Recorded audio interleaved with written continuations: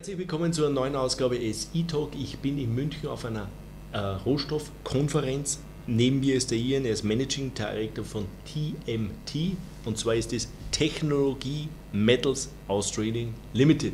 Was die Company macht, wird uns der Ian jetzt selber sagen. Ian, thank you to have time.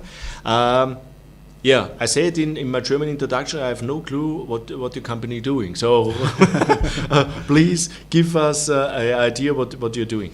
So we have a vanadium development project in Western Australia. Okay. So 700 kilometres north of Perth. Okay. And we've only been listed for a bit less than 2 years. December 2016, we listed on the ASX. And on this project, the Gabonite Vanadium project, and so we've been progressing that project towards development since that listing. And in which stage you are now? So we completed a pre-feasibility study in June of this year, and now we're midway through our full feasibility study. So okay, this means you have a resource calculation also far on it. Yes. What is the size of the resource? What is the grade? That's very important for me. And what are the economics looks like? Yep. So when we first started, we only had 8 RC holes, reverse circulation holes on our project. So we've very rapidly drilled the project out. So we've now got a resource of around about 120 million tonnes at 0.8% vanadium pentoxide, and put that in perspective, that is probably the 3rd or 4th highest grade resource in the world. That's my point. And vanadium is not really popular. There's not so many companies running around, and the most few, and me either, I have no really clue, is this high grade or low grade. So it's very high grade. So it's high grade. Our high grade core is 1.1%, and that's the driver of the pre-feasibility study, and the economics was really around that high grade core. So that high grade core gave us. So for the parameters around the pre-feasibility study, it gave us a $4.27 US, $4.27 operating cost. Put that in perspective, as of around about today, the commodity price is about $32 US per pound. So at a very healthy margin. Very, very healthy margin. So, and the price has moved up dramatically in the last 12 months. But brings me to a point. What are the CAPEX with the pre-feed? Do you know around the CAPEX what it's? So around about 280 million US is the CAPEX for the project. So what is the payback time? Do you know this? So from the pre-feasibility study, we did that. It was based on a $13 a pound long-term price. So at $13, it's less than 2.5 years payback. We've informally rerun the numbers at $25 a pound, and it becomes less than 1 year. So if the current prices, like as I say, at the moment it's north of $30 a pound. If the current prices are around, then when we move into development, we would be expecting around a year for payback. So you say also when you start you have only RC drilling. That means that the ore body is really shallow. It is really shallow, so yes, it outcrops. And we've now drilled it down to around about 190 metres vertical. So everything is open pit? Everything is open pit. It'll be quite a deep open pit. The ore body is still open. We've just completed a round of drilling at depth all along the ore body to grow the resource size again and grow the indicated resource size, and each of those holes has delivered fantastic results. So and it remains open. So we know that it's going to keep going at depth. And so maybe you start with the open pit and then go underground? Maybe, but it'll be, I think the current design is talking about an open pit down to 220, 230 metres vertical. So they're going to be quite deep open pits, but we know the ore body keeps on going, so future project we'll be looking at maybe underground. There are most 2 questions by resource projects, and the first question is access to capital to build up this. Second is permitting. But before we ask these 2 questions, I have a third question is, what is your business model? Is your business model to bring this into the production? Or is your business model, we bring it to a certain stage and then we look for a partner? The priority A, the position A, is to bring the project into production. So we've been moving very rapidly from the beginning of when we listed to progress the development of the project, because we recognised the vanadium price was moving up higher and we wanted to be ready to develop it, and we are committed to developing the project. I think as part of the question, your earlier question is how to bring the project finance, part of that answer might be to bring in a partner, to whether it's a joint venture or some other partnership to help on the funding side and also help on the product marketing side is part of that equation. When we look at and we are very optimistic, what is the earliest what you think you can get into production? 2021. 2021. Yep. Okay. And that's trying not to be optimistic. That's trying to be realistic.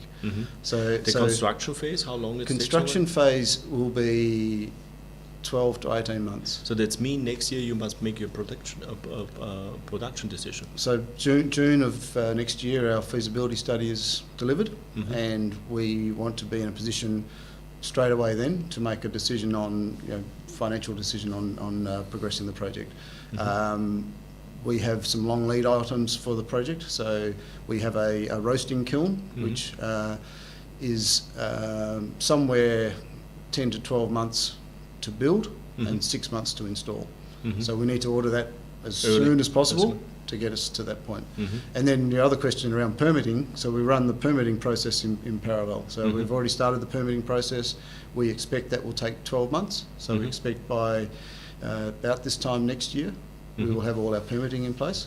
So this means the next 12 months is very critical. First is you're coming up with the feasibility study. Second is you're coming up with the permitting. Third is then you're coming up with the financing, also that you can make a production decision. And this all in the next 12 months. And fifth is part of the financing is the offtake. The offtake. Delivering an offtake partner in a commodity like vanadium, very, very important. Vanadium, it's not really a commodity, what the most people know. For what you can use vanadium? So it's absolutely right. Most people don't know, but everything we do in our daily life involves vanadium. So this building, vanadium is in the steel to build this. So it's primarily an alloy with steel for giving the steel additional strength, so you can use less steel for the same purpose, so reduce your costs. So construction steel rebar is the biggest use. So our bridges, our high-rise buildings, anything with any construction steel, our spanners, our tools, typically a chrome vanadium in our tools. Medical instrumentation uses vanadium in it, so anything that where you can alloy with steel to give it additional strength and flexibility is very important. So, and that's primarily where vanadium is used. The emerging parts of vanadium is the vanadium redox battery, so a large stationary storage battery, so ideally suited to renewable energy, so where you've got solar farm, wind farm, and you have that intermittency of generation of electricity. Vanadium batteries are very, very good for, there's a very long life, they can last for 20 years, and so they're ideal for those situations. And also the aeronautical industry at the moment is expanding alloys that are involving titanium and vanadium. Again, because the vanadium allows you to use less material for the same purpose, it brings the weight of the aircraft down, so they burn less fuel and are far more efficient. So those two are the real emerging parts of the market, but what's underpinning the market and driving the current price is the steel. Okay. One important thing is always the shareholder structure. How many shares are outstanding and how many are in close hands or the biggest shareholders? So because we're only a new listing, we only have currently 70 million shares on issue, so 70. For Australian company, really Australian. So 70, and we have our two major shareholders who own 22.5 million of those. So very strong hands for a large proportion of those. In addition to that, we have around about 26 million options to buy shares, to convert to shares, which are all currently in the money, and we've already had some of those option holders converting their options into shares. So fully diluted, around about 96 million. How much cash you have? We completed a capital raising at the end of September and raised $6 million then, so we had about $7.3 million at the end of September. Is this enough to bring it to the feasibility study? It'll get us very close. Okay. But that's the maybe with the options exercise, warrants exercising and so on. The warrants exercising, also talking to offtake partners, strategic cornerstone investors is part of the rationale over the next 6 months. And the financing itself is a combination of debt, the offtake agreement, and maybe a little bit financing raise. So we've already started talking to some banking groups about the debt component. There's some government funding that we can access, supporting development in our part of Australia, and also, as you say, offtake prepayments. So there's a number of structures that we're putting together, plus ultimately some equity, but we're trying to minimise that amount. The dilution is not really that what we like. No, exactly. I know exactly how Australians are a little bit different. They have always billion shares outstanding, so but not us. Not us. No. Yeah. Ian, thank you for the introduction to your company. Was very interesting. Ja, es geht hier um Vanadium. Vanadium, er hat ein Projekt in Australien, was schon mal sehr gut ist. Vanadium-Projekt hat, und das Spannende ist, sie haben ungefähr 0,8% Gehalt. Das gehört zu den Top-Projekten vom Grade her. Das heißt, es ist sehr hochgradig.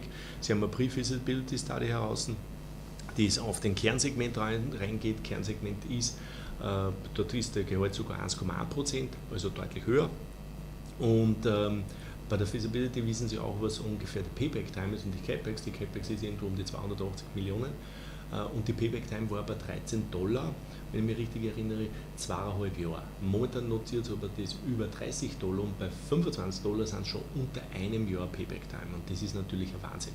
Produktion ist geplant für 2021, also hier um diese Zeit. Das heißt allerdings, nächstes Jahr um diese Zeit muss eine Produktionsentscheidung passiert sein, denn die Konstruktion dauert zwischen 12 und 18 Monate. Wie sind die nächsten Schritte? Die nächsten Schritte sind Feasibility Study, die soll im Mai, Juni nächsten Jahres rauskommen. Danach wollen sie quasi mit der Finanzierung beginnen, beziehungsweise sie sprechen natürlich schon mit Banken über den Fremdkapitalanteil, reden aber auch mit Offtake Agreements, dass sie dort dementsprechend das Offtake verwenden. Dann natürlich auch teilweise Equity-Komponenten, wissen sie nicht genau, oder sie haben da sehr, sehr viele Möglichkeiten. Der Permitting-Bereich wird bereits jetzt aufgezogen, das heißt, die Permitting sind jetzt bereits schon in Beantragung. Die sollten nächstes Jahr zur Feasibility Study quasi dann auch vorliegen, sodass die Company auch wirklich starten kann. Ich habe gesagt, es gibt ein paar kritische Komponenten, die müssen sie so schnell wie möglich bestehen. Das geht vor allem um den Roaster, denn der braucht 12 Monate, bis das der konstruiert wird und das dauert halt seine Zeit und deswegen müssen sie den so schnell wie möglich machen. Deswegen ziehen sie auch bei der Finanzierung relativ stark an, damit sie so schnell wie möglich den ordern können. Also spannende Sache, denn das sind alles Projekte, die in Kürze in Produktion gehen sollen und nicht erst, weiß nicht, 2030, sondern die sollen alle um 2020, 2021 in Produktion gehen. Vanadium wird sehr stark gebraucht, momentan sehr viel in der Stahlindustrie, aber auch im Flugzeugbau, überall dort, wo man das Gewicht reduzieren will, im Stahlbereich wird Vanadium sehr stark eingesetzt, weil es einfach eine zusätzliche Stärke verleiht dem Stahl und allerdings die Dinge reduziert. Da nimmt man Vanadium und Titan. Und natürlich einen sehr großen Bereich sind die Vanadium-Redox-Batterien, da haben wir auch schon mal ein paar Sachen drüber berichtet, die vor allem für Solar- und Windparks natürlich spannend sind, damit sie ihre Power sozusagen kontinuierlich über den Tag abgeben können. Das kennen Sie ja schon über die Firma, die wir auch da schon mal besucht haben. Ja, das war's von Technology Metals Australia. Kürzlich ist TMT an der ASX. Ich werde die WKN oben noch mit reinschauen und vom Ian. Tschüss und Baba, München 2018. Thank you. Thank you.